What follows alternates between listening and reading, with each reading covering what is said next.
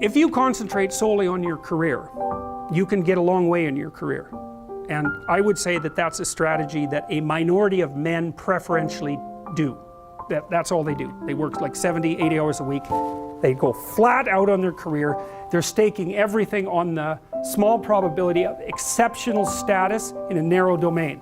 But it's hard on them. They don't have a life. It's very difficult for them to have a family. They don't know how to take any leisure activity, like they get very one-dimensional. Now, it may be that that unidimensionality is the price you have to pay to be exceptional at one thing, right? Because if you're going to be something like a genius level mathematician, and you want to do that or a scientist, say, it's like you're in your lab all the time, you're working 70 hours a week or 80 hours a week, you're smart, you're dedicated, you're unidimensional, and that's how you get to beat all the other people who are doing that. It's the only way.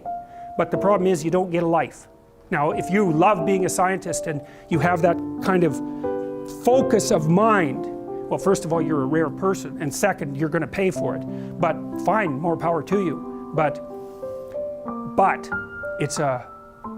it's a risky business to do that. You sacrifice a lot for it. You know, and I would say most often, if you're speaking about having a healthy life, that isn't what you do. You spread yourself out more. So, you know, you have a family, you have some things that you do outside of work that are meaningful to you and useful.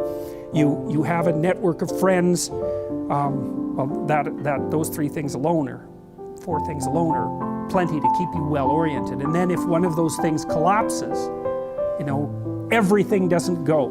Now, the price you pay for that is the more you strive to optimize that balance, the less likely you are to be fantastically successful at any single one of them. But you might have a very, you know, if you consider your life as a whole, that might be a winning strategy. One of the things Carl Jung said, I really liked this. He thought that men went after perfection and women went after wholeness.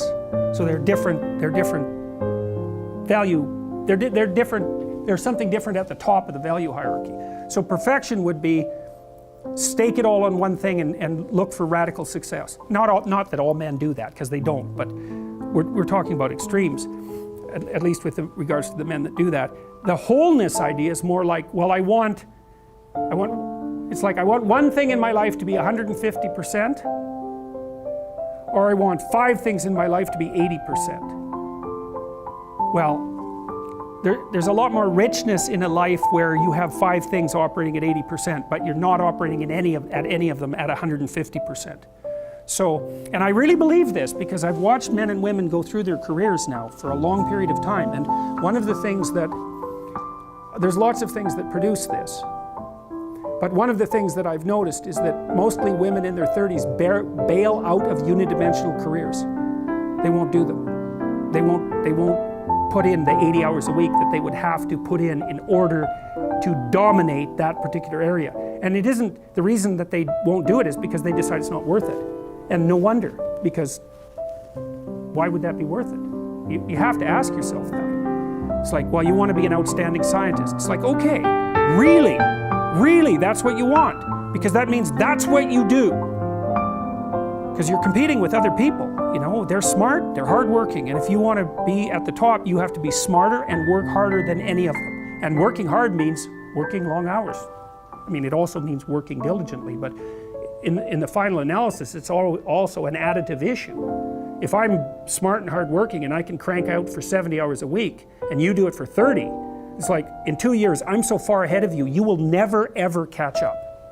So, anyways. And I think maybe part of the reason too that women are oriented that way more than men, I think there's 2 reasons. One is socioeconomic status does not make women more attractive on the mating market, but it does make men more attractive.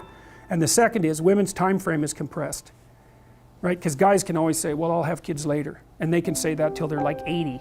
Whereas women, it's like, no way, man, you got to get it together by the time you're, let's say 40, but really probably by 35, but definitely by 40, because otherwise it ain't happening. And that's bloody dreadful. Like, the most unhappy people you ever see, no. No. One of the common routes to extreme unhappiness is to want children and not have them. I wouldn't recommend that.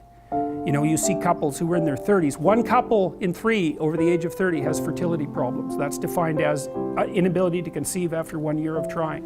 1 in 3. So it's worth thinking about, because people are very, very unhappy if they want to have kids and then they can't. Man, you're in the medical mill for 10 years if that's what happens to you.